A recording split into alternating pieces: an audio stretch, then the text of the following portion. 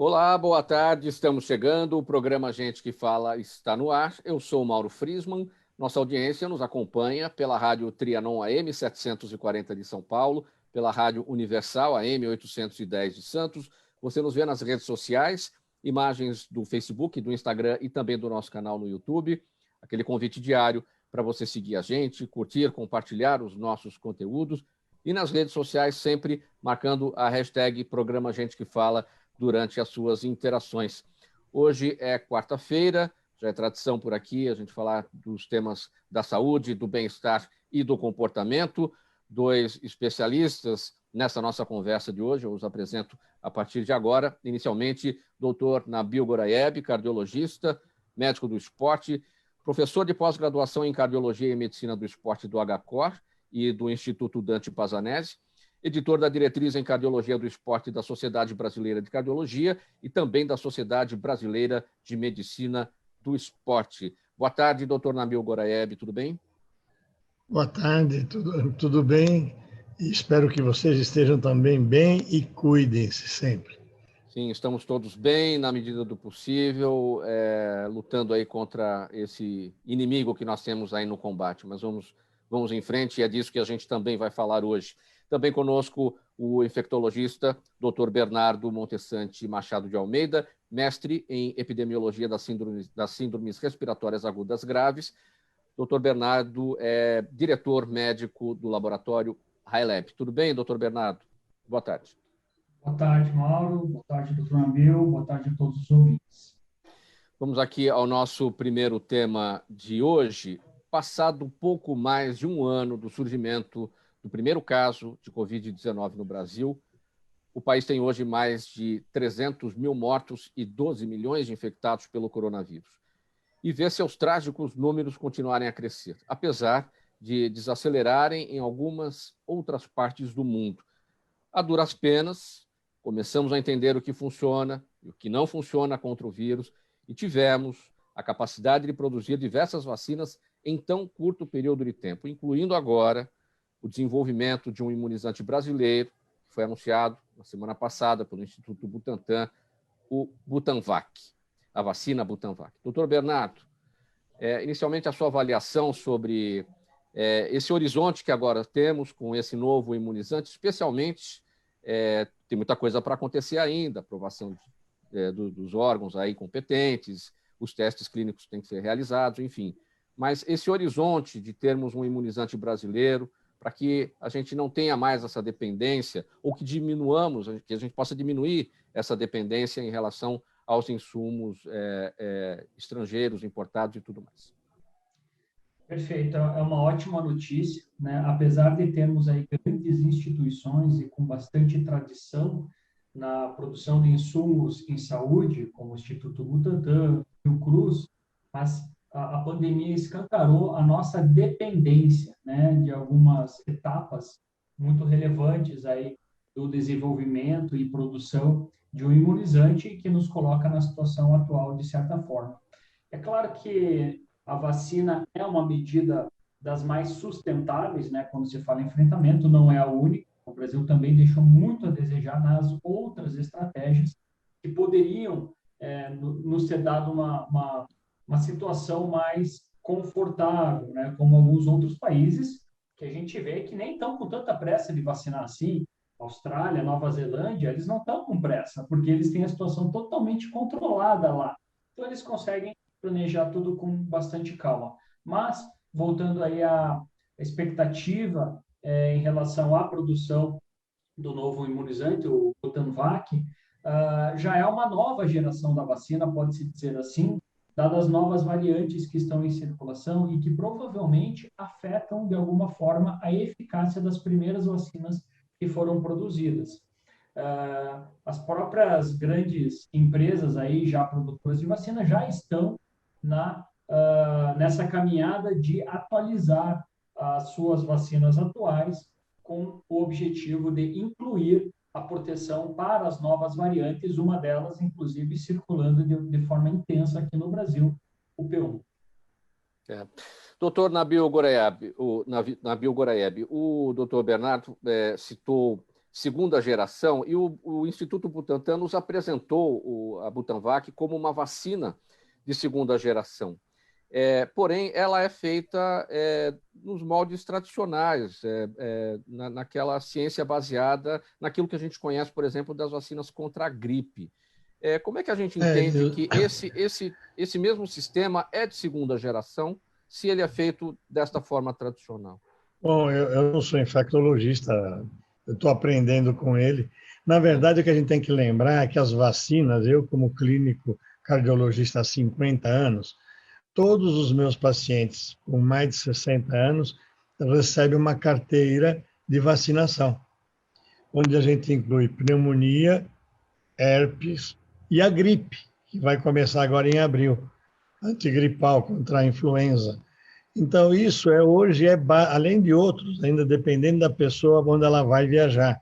Quem vai para o norte e nordeste tem que tomar febre amarela. Então, a gente viaja muito por conta de congressos e aulas e tem que estar vacinado.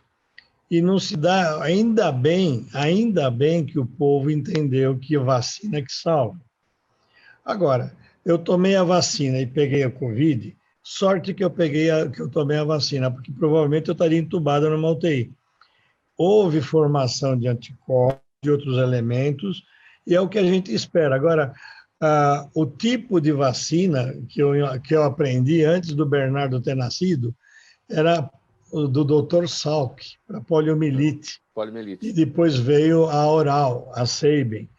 E aquilo, eu lembro porque eu estava no Dante Pazanese, e o doutor Adib Jatene era o nosso diretor, e foi convidado para ser secretário. E eu lembro que ele chamou um deputado chamado Fauzi Carlos, que era ali, cujo irmão Emílio Carlos foi secretário da Saúde. E o Fauzi foi secretário, eles resolveram fazer o que tem hoje. Todo mundo ser vacinado. E olha o que salvou de gente, o que salva de gente. Então, eu acho que a vacina realmente é o único caminho nesse momento. Eu, quando fui internado com Covid, o tratamento é pontual, é contra uma coisa aqui, contra uma coisa lá, que surge a doença. Mas quem evita a gente tentar diminuir essa... É uma vergonha que a gente vê, né, na televisão, pessoal sem máscara, festa. Quer dizer, realmente as pessoas precisam entender que a salvação é a vacina. Doutor Bernardo, ainda em relação àquele aspecto, aquela questão da vacina de segunda geração, o Instituto Butantan nos apresentou a Butanvac desta forma.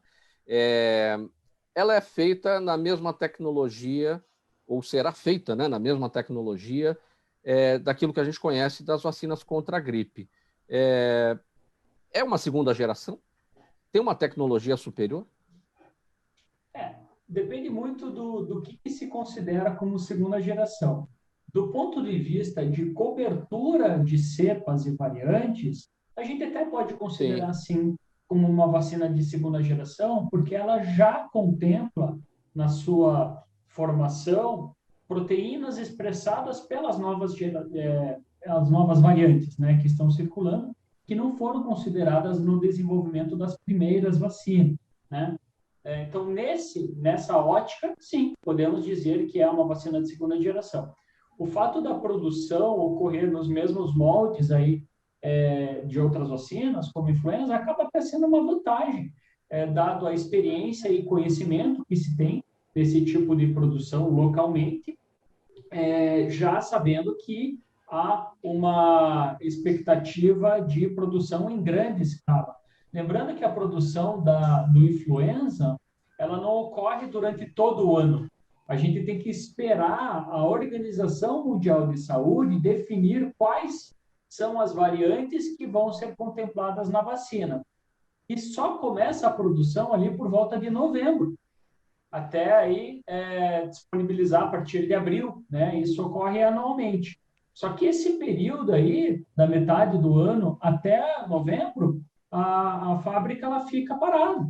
Então, a gente tem uma capacidade muito grande de otimizar a estrutura já pronta, já previamente estabelecida, para fazer essa produção em grande escala. E lembrando, o coronavírus não vai acabar. né? A gente está vivendo aí esses picos e essas ondas, altos e baixos, mas há uma tendência de que o coronavírus se torne endêmico, como o próprio influenza. A influenza tem uma característica muito forte de sazonalidade, né? Ele faz picos no inverno, e pode ser que o coronavírus siga essa mesma trilha, fazendo alguns picos, né? Um aumento na intensidade da circulação viral em alguns períodos do ano. Então, não é algo só para curto prazo, engana-se quem pensa que o coronavírus simplesmente vai acabar. A gente vai conviver com o vírus por um longo período. E nesse anúncio da Butanvac, nós ficamos sabendo que esse trabalho começou a ser desenvolvido pelo Instituto Butantan em março do ano passado, bem no comecinho da pandemia, né? Um ano de trabalho, quer dizer, um ano depois é que veio a informação de que agora estamos no caminho de um imunizante brasileiro, ou seja, o Instituto Butantan tem um protagonismo disso. A gente não sabia, não sei se vocês da área médica, da área científica tinham esse conhecimento, que o Butantan já estava atrás disso desde o começo. Acho que é uma informação que não era tão público assim, né? Existem outros centros nacionais que estão desenvolvendo vacina. Até onde eu sei, a Universidade Federal do Paraná, né, está nessa caminhada ainda na fase pré-clínica, que o Instituto Butantan aparentemente já superou. E Minas Gerais também está nessa etapa de desenvolvimento pré-clínico também. Então, há uma perspectiva, talvez, até de outras opções vacinais serem produzidas aí no Brasil, o que também é estratégico, não pensando só no coronavírus, mas como uma estratégia de enfrentamento de emergências em saúde pública, né? Com o estilo de vida que vivemos hoje, circulação internacional, aí a rede, né, a malha aérea que a gente tem, interações pessoais, são ambientes muito propícios para o surgimento de novos micro-organismos potencialmente pandêmicos, né? Então, imagina-se que pandemias elas tendem a ocorrer de forma cada vez mais frequente ao longo dos próximos anos, e é importante a gente ter uma estrutura montada para responder rapidamente a esse tipo de ameaça. Muito bem. Um dos mais respeitados cardiologistas do país, doutor Nabil Goraieb, aqui com a gente, esteve internado com Covid-19 um mês após ter tomado a primeira dose da vacina Coronavac e dias antes da segunda dose. Chegou a tomar, mas já com sintomas da doença. E mesmo praticante de esporte por toda a vida, doutor Nabil Goraieb diz que seu caso poderia ter sido mais grave se não fosse a imunização. Doutor Nabil, conta pra gente o que foi que aconteceu. Então, o senhor já tinha tomado a primeira dose, estava prestes a tomar a segunda? Todos nós tomamos cuidado.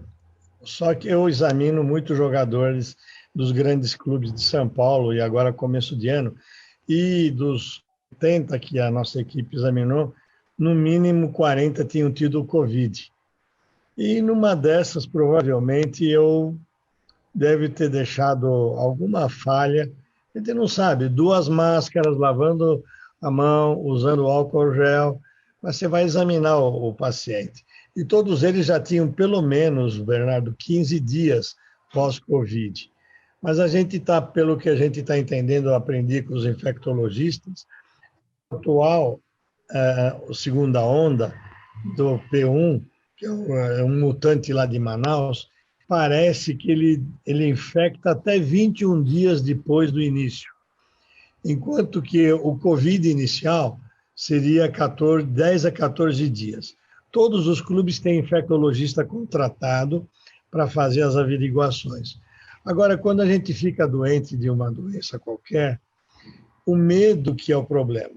Porque, poxa, eu perdi inúmeros colegas cardiologistas esse último ano. Perdi amigos, jornalistas, Zé Paulo de Andrade.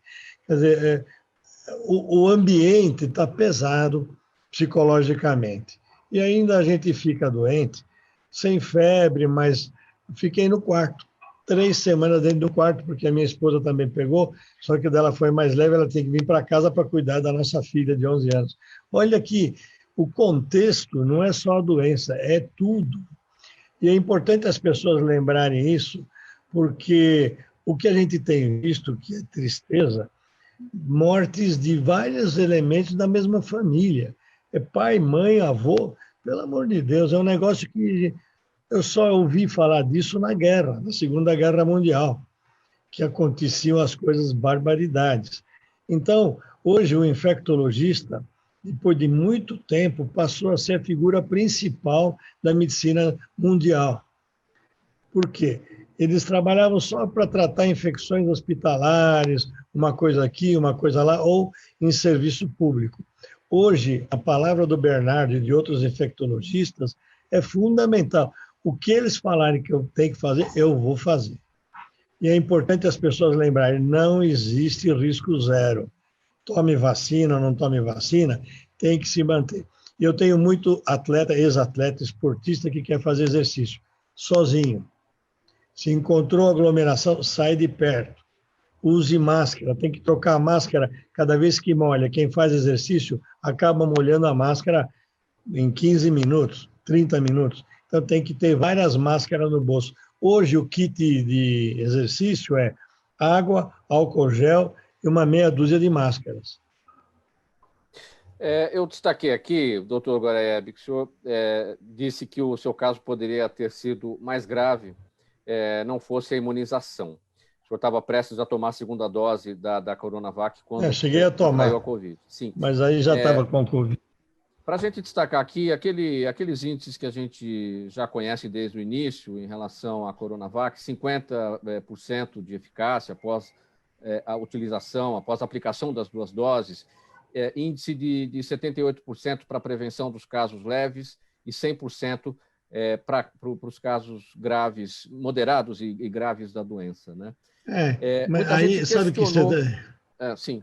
Esses valores têm um problema.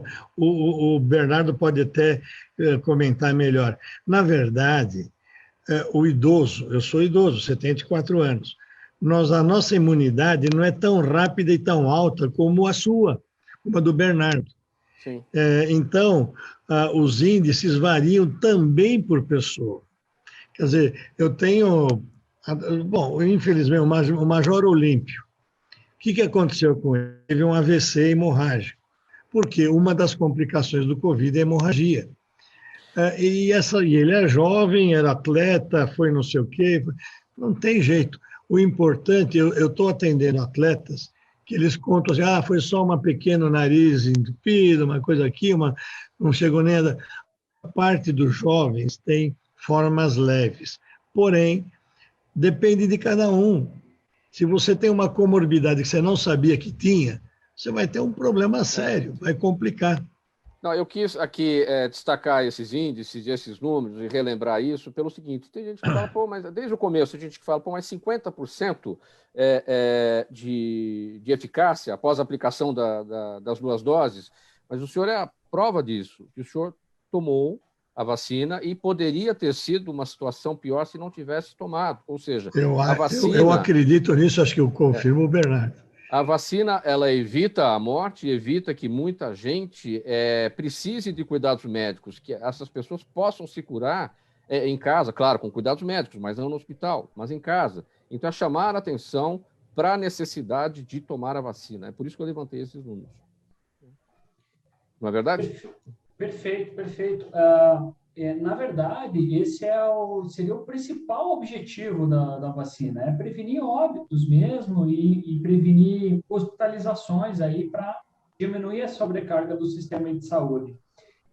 As eficácias que são publicadas aí, ou que são avaliadas nos estudos clínicos de fase 3, elas são basicamente eficácia para prevenir formas sintomáticas da doença, tá? Mas por que então que até se avalia hospitalização, formas graves e óbitos, só que o número de eventos no estudo clínico para esses desfechos, eles são menores e o poder estatístico acaba sendo baixo.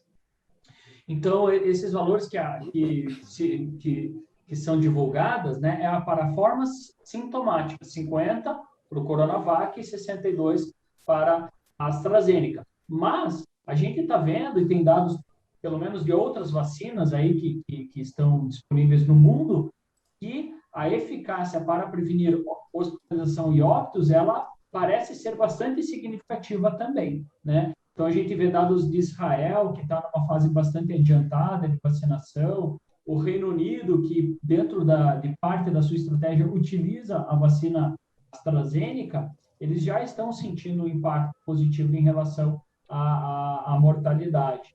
E pode ser, sim, que o Dr. Nabil tenha tido uma forma menos intensa e menos grave, talvez até prevenido o óbito por conta das doses de vacina que tinha realizado anteriormente.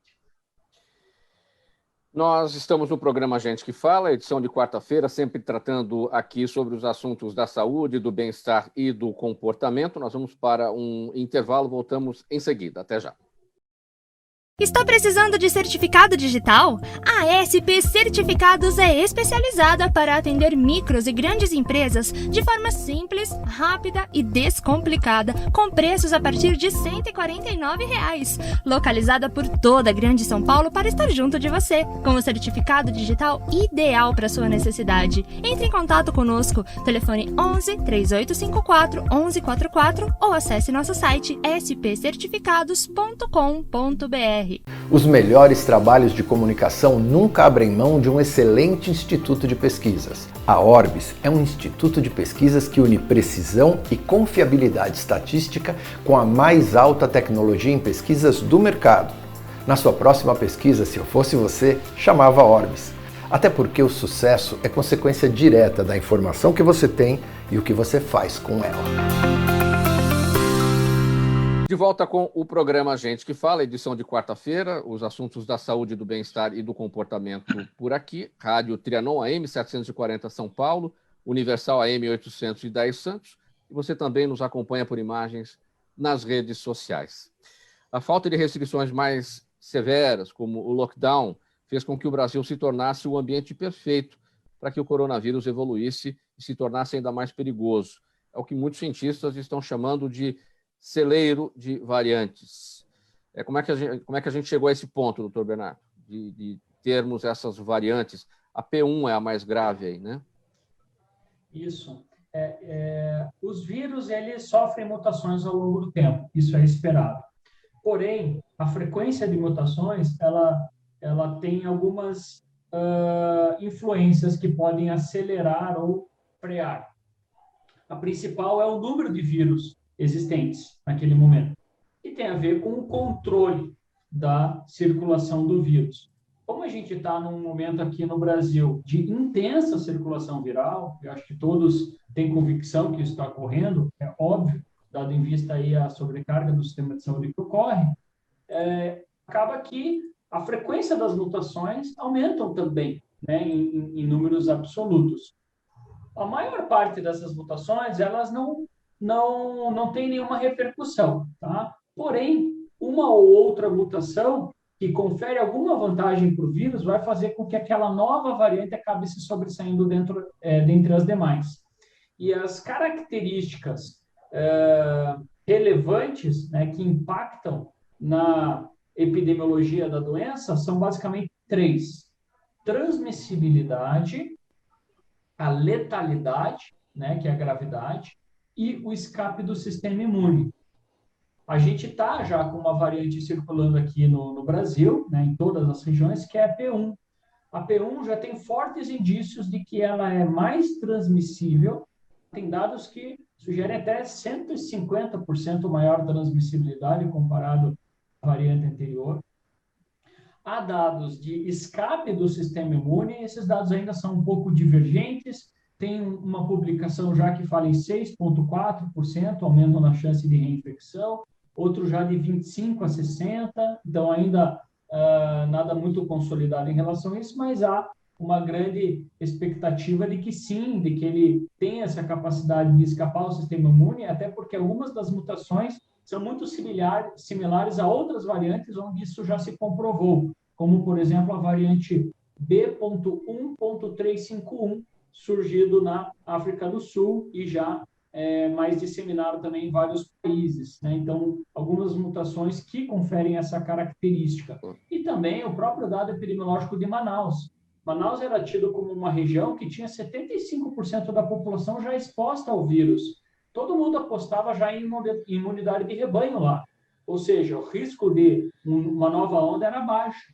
De repente, com uma nova variante, você tem uma nova onda, o que remete, né? Qual que é a hipótese principal? Opa, provavelmente há novas infecções, mesmo em quem já tinha tido anteriormente. Quando você tem... Sim, desculpa. Não, pode concluir. Por último? Por último, a letalidade, né? Há alguns indícios já, ainda também nada muito robusto, mas há indícios de que a variante P1 ela é mais letal, de 10% a 80% mais letal do que a variante anteriormente circulante no Brasil. Quando se chega a um ponto de imunidade de rebanho, quando um alto percentual já se infectou, e surge uma variante, aquela imunidade de rebanho se perde, se rompe. Isso. Uma das variáveis que conferem a transmissibilidade do vírus é o número de pessoas imunes naquele local, naquela população. A imunidade ela pode ser adquirida através da infecção do vírus, infecção ativa do vírus, ou por vacinação, né? A infecção ativa, ela acaba trazendo algumas complicações, né? Porque parte das pessoas acabam internando e parte acaba morrendo. A vacinação era muito boa por conta disso. Você obtém o mesmo efeito positivo da infecção, mas sem ter as consequências negativas em relação aos óbitos. A grande questão é que essa imunidade ela não é permanente, né? A infecção, você obtém essa imunidade, seja pela infecção ou seja pela vacina, porém essa imunidade ela é decrescente ao longo do tempo, ela vai caindo. E outro fator que pode acelerar esse decréscimo são as novas variantes. Então, de repente, você tem ali aquela situação estabilizada, imunidade de rebanho, mesmo que seja vacina. Por exemplo, vamos citar o exemplo aqui de Israel.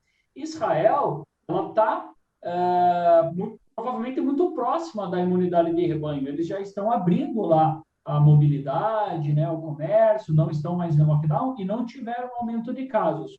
Porém, se entrar uma nova variante que consiga escapar da imunidade conferida pela vacinação que eles utilizaram, que é a vacina da Pfizer, eles estão, sim, vulneráveis a um novo pico. E é por isso que a gente diz que o Brasil é uma ameaça. Não só o Brasil, mas outros países que têm circulação intensa do vírus, onde possam ocorrer mutações, colocam o mundo inteiro sobre ameaça, inclusive que está fazendo a sua lição de casa no quesito vacinação.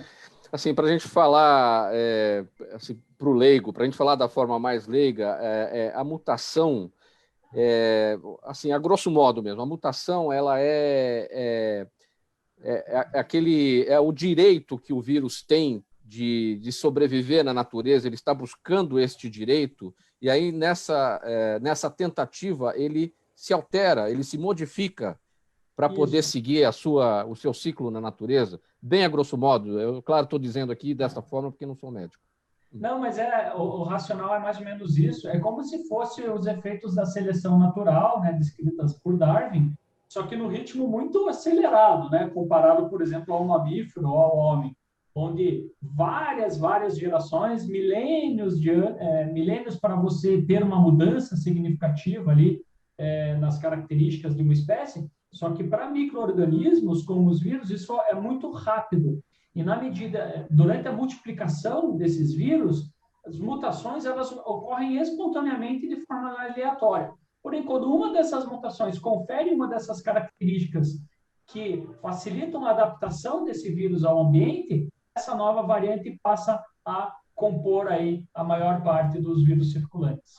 E para fechar esse tópico, doutor Bernardo, para a gente passar de novo aqui para o doutor Nabil. O doutor Nabil citou ali na fala anterior o protagonismo que vocês, infectologistas, estão tendo. O que mudou na vida de vocês, infectologistas, a essas alturas do campeonato? Mergulhos na literatura, em tudo que já existe a respeito de toda essa parte de virologia? A infectologia, e eu até expando um pouquinho, né, a epidemiologia, né, em geral, tem ganho realmente um grande destaque.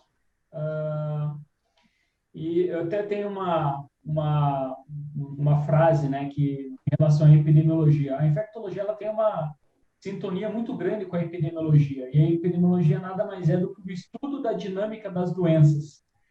Por isso que tem sido muito importante com o coronavírus. A dinâmica da circulação do coronavírus é muito rápido e tem gerado uma repercussão na vida de todo mundo, né?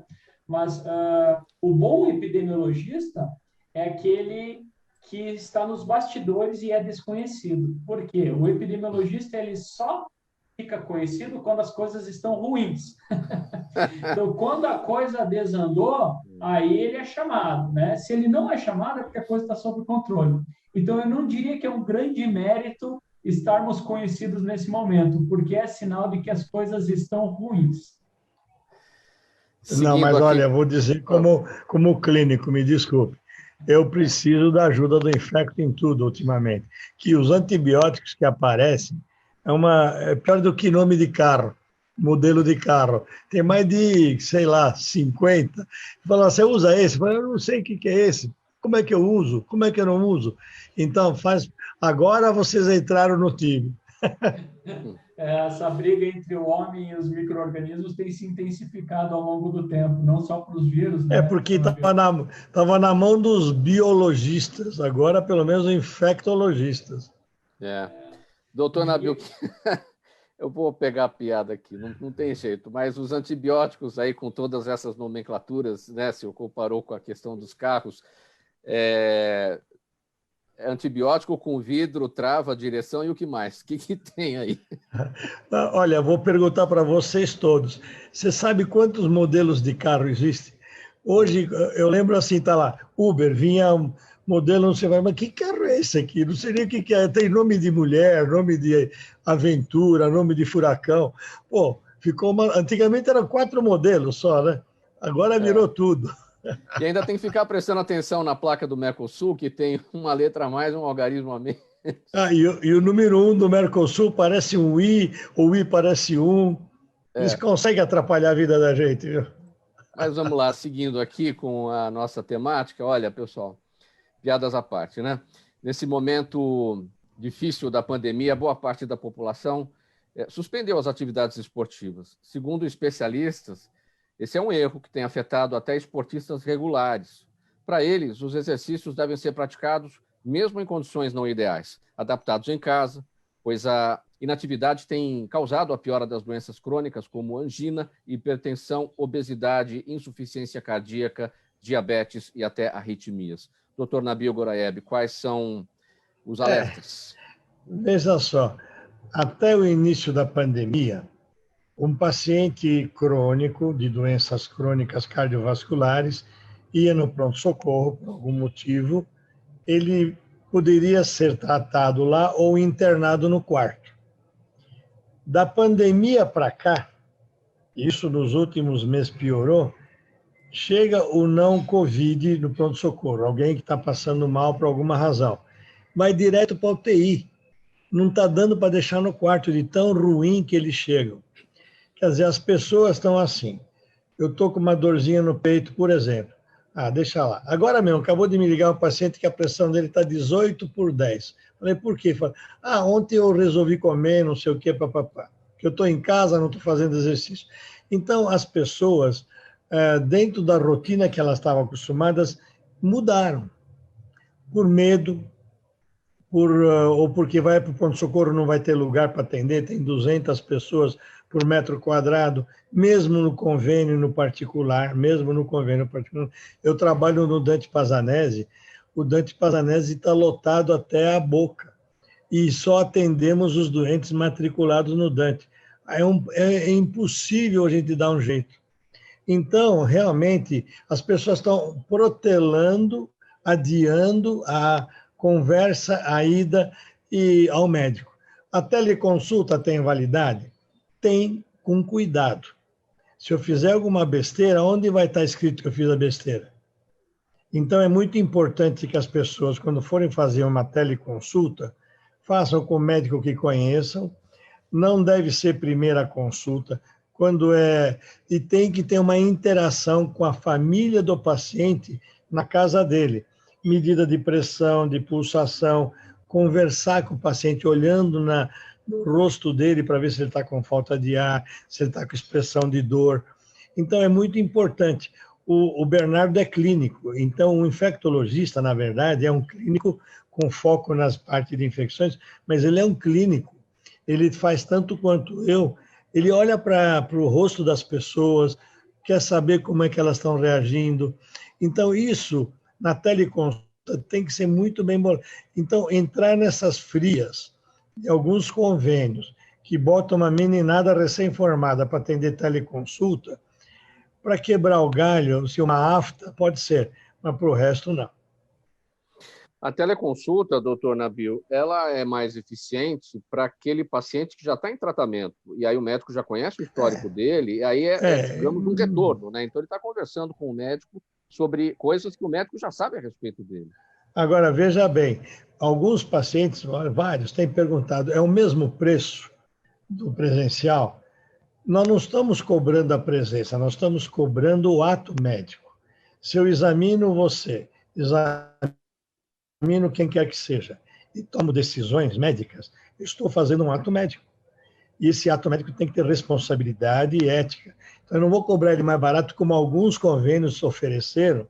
É mais baratinho, R$30. O que é isso agora? Nem sapateiro cobra isso. Então, é muito importante que as pessoas valorizem o trabalho do seu médico, conversando com ele, não tendo pressa. Não é para atender por teleconsulta em 15 minutos. Eu levo 1 hora. Eu padronizei no meu consultório, a minha secretária me manda a ficha do paciente, faz o eletrocardiograma dele, se ele estiver lá, e eu converso com ele com tudo na mão. Se ele não fez o eletro, ele vai lá no laboratório do Dr. Bernardo, faz os exames e eu vou pegar a ficha dos exames e conversar com ele. Então, é muito importante as pessoas não desvalorizarem a teleconsulta, não acharem que aquilo é feito de qualquer jeito, e tem que ter valor, inclusive jurídico. Porque se eu fiz algum ato errado, um erro de medicação, tem que ter responsabilidade. Então, e agora, com a lei das gravações, é outro problema. Tem que tomar cuidado, você não pode abrir o sigilo do paciente para o mundo. Mas é muito difícil isso, não é, doutor Nabil Goraieb? Existem muitas nós dúvidas. Nós estamos numa guerra. Existem muitas dúvidas em relação à teleconsulta. O médico, no que vocês chamam de anamnese, né, que é aquela entrevista para saber exatamente o histórico do paciente, conhecer o que ele faz e tudo. Aí o médico pergunta, você tem alergia a algum medicamento? Aí a pessoa sabe se tem, se não tem, ela informa. Mas ela pode não saber se ela tem uma pressão alta, por exemplo. Nunca soube, nunca teve sintoma de uma pressão alta. Mas um exemplo aqui, é hipotético, né? O tem médico que medir não tá a ali pressão. naquele momento para medir, né? Como é que o paciente... Mas eu mando comprar o aparelho, medir e eu olho o aparelho, a frequência cardíaca, tudo que está sendo feito, está sendo feito a correria. Eu falei uma vez isso, eu vou repetir. Nós estamos trocando o pneu do carro na plena corrida, sem parar o carro. É horrível.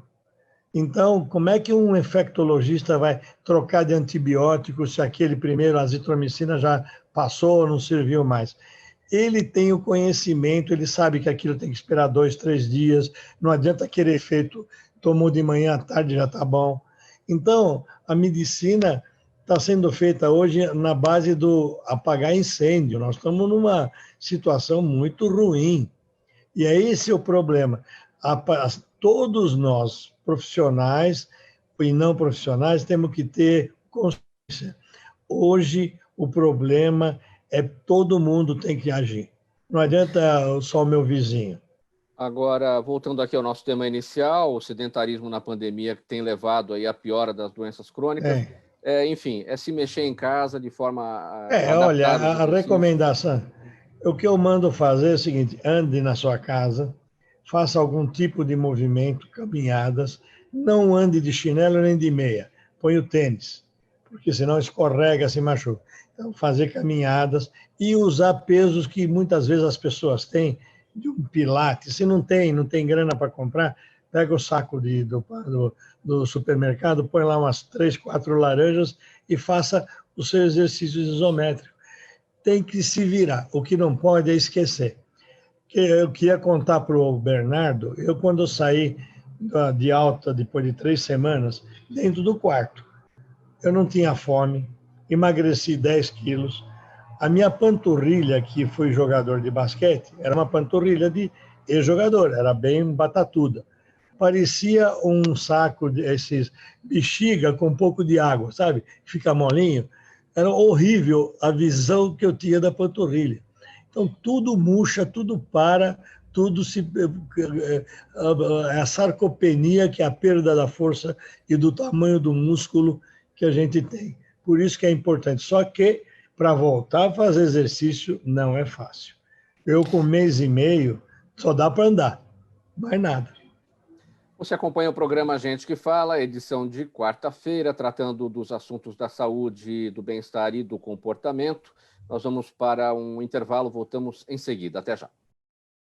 Está precisando de certificado digital? A SP Certificados é especializada para atender micros e grandes empresas de forma simples, rápida e descomplicada, com preços a partir de R$ 149. Localizada por toda a Grande São Paulo para estar junto de você, com o certificado digital ideal para sua necessidade. Entre em contato conosco, telefone 11 3854 1144 ou acesse nosso site spcertificados.com.br. Toda ação estratégica de sucesso tem um componente fundamental: um instituto de pesquisas ético, rápido e preciso. Afinal, é ele que vai fornecer informação confiável, sem achismos ou palpites. E isso, numa época de mudanças rápidas e repentinas, é fator crítico de sucesso. A Orbis é um instituto de pesquisas que une precisão e confiabilidade estatística com a mais alta tecnologia em pesquisas do mercado. Tem inteligência artificial, robótica e Big Data, entre outros recursos, para que você tenha uma informação correta, confiável, com o menor custo e no menor tempo possível. Na sua próxima ação, seja ela corporativa ou política, comece pela Orbis, porque com a informação correta, você vai mais longe, mais rápido e com mais segurança.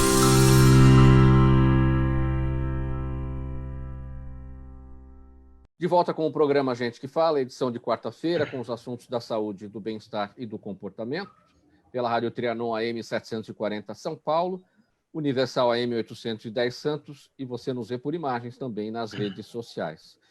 Doutor Bernardo, olha, a gente está bem no meio de um mega feriado municipal aqui em São Paulo, também em muitas outras cidades. Hoje é 31 de março, o feriado que começou dia 26, vai até domingo, e dia 5 de abril estaremos aí todos de volta. Bom, o objetivo disso tudo é reduzir a circulação de pessoas diante da explosão de infecções e da falta de leitos para o tratamento da Covid-19 nos hospitais. No entanto, muitas cidades se queixam e temem as consequências da chegada de turistas. Bom, essa antecipação de feriados funciona ou não funciona, doutor Bernardo? Difícil responder essa pergunta, né? Pergunta de $1 milhão também, né? Como o doutor Nabil colocou, a gente está trocando o pneu com o carro andando. Alguma coisa tem que ser feita, né? A gente está com um colapso pleno do sistema de saúde, né? Trabalhando aí com taxa de ocupação próxima a 100%. Existe uma lógica por trás disso, tá? Na medida em que se desestimula a mobilidade, a intenção dessa medida é reduzir as interações entre uma pessoa transmissora do vírus e uma pessoa susceptível ao vírus. Então, quando você lança a mão de medidas populacionais para reduzir essa circulação, você acaba reduzindo o número dessas interações. E o número dessas interações está correlacionado com a frequência das transmissões em si. Uma reflexão que eu trago aqui é que a gente deve fazer certamente, primeiro para entender o porquê que a gente chegou na situação atual e planejamento do futuro é o que nos fez precisar chegar a esse ponto, ou o que deixamos de fazer que nos fez chegar a esse ponto, né? A gente tem casos muito bem sucedidos em outros lugares do mundo, até fizeram ali o lockdown inicial e tal, mas depois arrumou a casa, né? Então, organizou um sistema de testagem massificado, né? Um sistema que funciona, né? Não como o Brasil, que usa método para teste de Covid só para diagnóstico e não como uma forma de rastreamento populacional, busca de contatos de caso, né? O chamado contact tracing. A gente não fez isso no Brasil. E se você consegue otimizar esse tipo de estratégia em uma situação de calmaria, com poucos casos, você consegue segurar a circulação viral. E a gente não fez a lição de casa. Aí chegou a esse ponto onde a gente precisou, não tinha outra forma, tomar medidas drásticas e que acabam, sim, tendo um impacto negativo. Não há dúvida disso. O impacto econômico, o impacto social, a educação das crianças que está sendo prorrogada. A gente tem que discutir, sim, esses efeitos colaterais.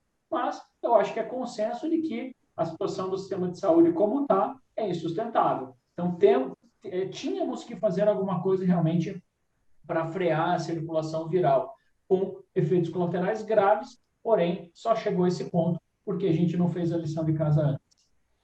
Enquanto a vacinação não avançar, né, e a gente não tiver aí um contingente maior, né, de pessoas imunizadas, o risco é ter esses momentos, né, essas ondas, abre e fecha e abre, acaba não tendo outro caminho, não é, doutor?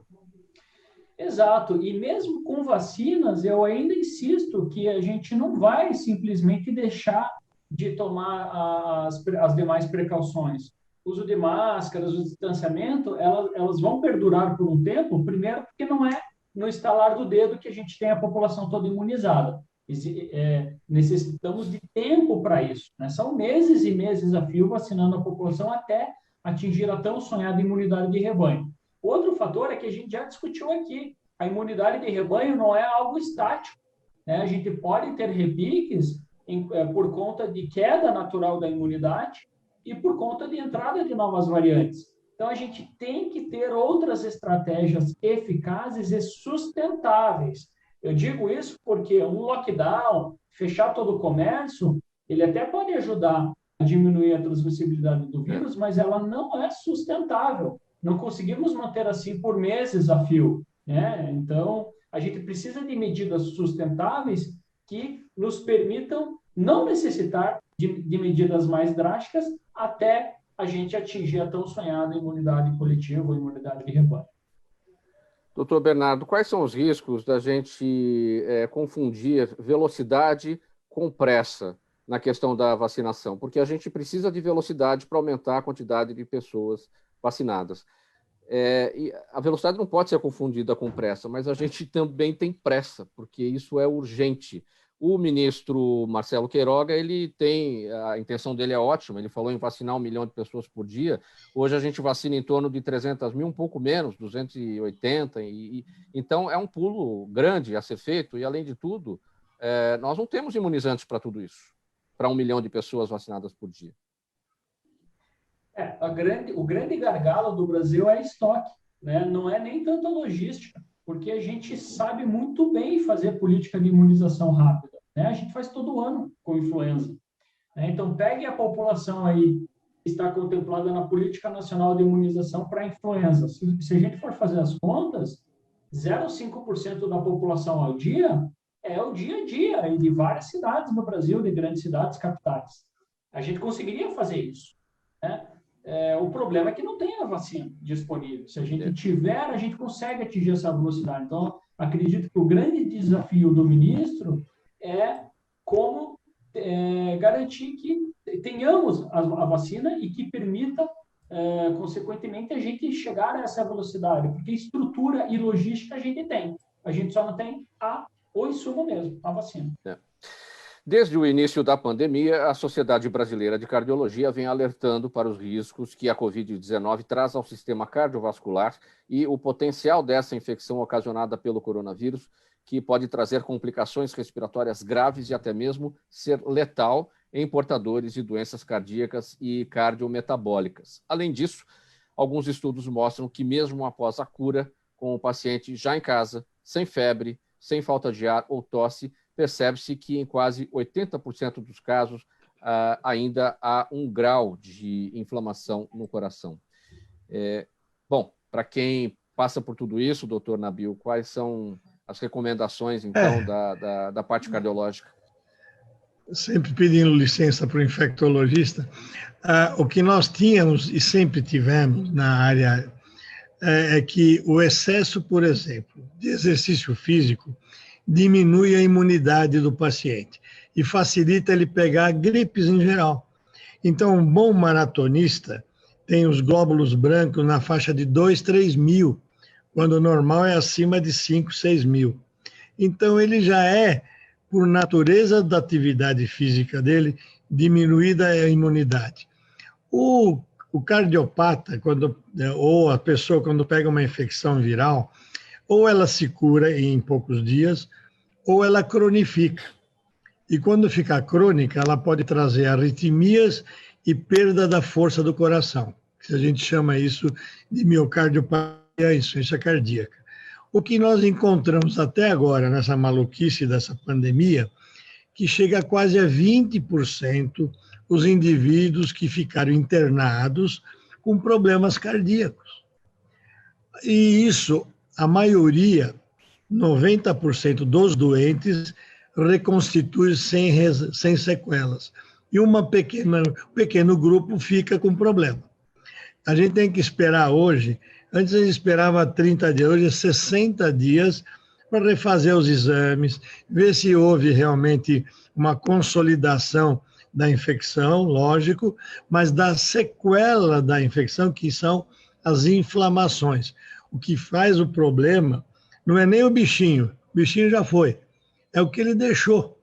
A briga que ele deixou no corpo humano, a inflamação, que é o que causa danos em vários órgãos, cérebro, coração, rins, sangue. Que nem eu citei o Major Olímpio, ele teve hemorragia.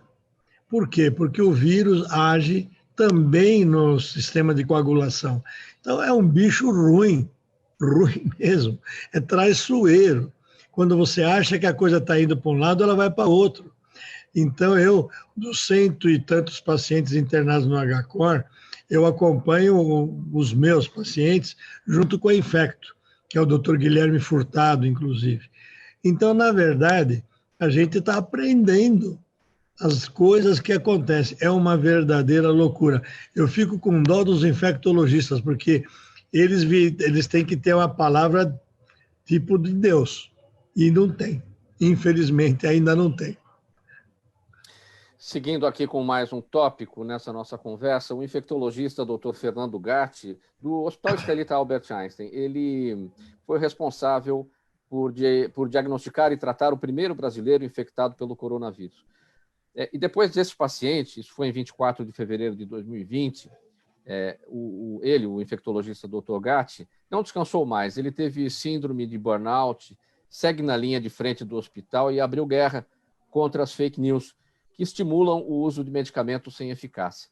E para o infectologista, o Dr. Fernando Gatti, o que salva não é o tratamento precoce, mas sim a assistência precoce. Doutor Bernardo, isso quer dizer o seguinte, quer dizer o quê?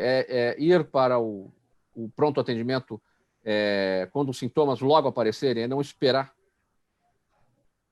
Não necessariamente, né? Eu acho que todo paciente que tem um caso confirmado de coronavírus, ele tem que ser muito bem orientado quanto aos chamados sinais de alerta, né? Esses sinais de alerta, eles podem ser clínicos, então a própria percepção em relação à intensidade dos sintomas. Claro que fatores de risco devem ser levados em consideração quanto ao nível de sensibilidade a isso, né? Se é uma pessoa idosa ou que tem alguma comorbidade, você não vai esperar tanto tempo aí, se você tiver em dúvida, já é o suficiente para buscar uma assistência presencial. Mas tem um dado complementar, que hoje é bastante disponível, que tem sido bastante útil nesse monitoramento, que é a oximetria de pulso. Então, é um equipamento que avalia a saturação de oxigênio no sangue, aquele do dedinho, né? É amplamente disponível nos hospitais e hoje ela já existe a forma portátil para uso domiciliar. Então, eu tenho recomendado de rotina o monitoramento deste parâmetro, além dos dados subjetivos aí de sintomas. e ao primeiro sinal, né, de queda na saturação ou intensificação dos sintomas, aí sim buscar uma assistência o quanto antes, sem dúvida. Pessoal, nosso tempo já está chegando ao final. As suas considerações agora para a gente encerrar, doutor Bernardo, o seu alerta, o que acrescentar aqui que ficou de fora da nossa conversa e a sua mensagem final. Eu queria complementar a fala do infectologista citado aqui em relação à assistência, né, precoce e adequada, que preveniria e que reduziria. Eu iria até um pouco mais longe. O fator principal aí que se associa à gravidade e a óbito é a circulação do vírus. Então, a gente tem que atuar na diminuição da circulação viral, sabendo que cada um tem a sua parcela de contribuição para isso, tanto do ponto de vista de prevenção individual, quanto do ponto de vista de prevenção coletiva. E também reforçar a cobrança dos tomadores de decisão. Então, os agentes públicos e os nossos governantes têm uma parcela muito importante em relação aos caminhos que a gente nos trouxe até aqui e os caminhos que a gente vai seguir daqui para frente. Então, também pressionar aí para que tenhamos decisões assertivas e que beneficiem a todos. Doutor Nabil Goraieb, sua palavra final. Eu acho que a gente realmente tem que ter bastante bom senso, e eu vejo os médicos realmente sofredores na linha de frente. Os colegas estão, fora os que morreram porque não deveriam ter morrido, porque estavam na linha de frente. Eu quero cumprimentar os colegas, principalmente da infectologia, que são a linha de frente de tudo, e os que têm, os intensivistas, que se sacrificam até de família para poder salvar vidas, e as pessoas acham que tudo é brincadeira. Eu não me conformo com o pouco caso da população. Termina aqui essa edição do programa Gente que Fala, de quarta-feira, sempre tratando aqui com os nossos especialistas os temas da saúde, do bem-estar, do comportamento. O agradecimento de toda a nossa equipe, ao cardiologista, médico do esporte, doutor Nabil Goraieb, ao doutor Bernardo Montesante Machado de Almeida, infectologista, por essa nossa conversa aqui neste meio de feriadão na cidade de São Paulo, sobre os assuntos que nos afligem, os assuntos da pandemia. Muito obrigado pela presença, mais uma vez, em nome de todos da equipe do programa Gente que Fala. Na mesa de som com a gente hoje, o Fabiano Souza, Sérgio Souza, o gerente técnico da Rádio Trianon, apresentação minha, Mauro Friesman, pauta e redação Pedro Schiavon, nossa diretora de produção, Zenilda Salvato, nosso diretor-geral, jornalista Fausto Camunha. Do outro lado do Gente que Fala, você, ouvinte e espectador, a razão da nossa presença aqui todos os dias. Muito obrigado pela audiência. Tchau, até amanhã.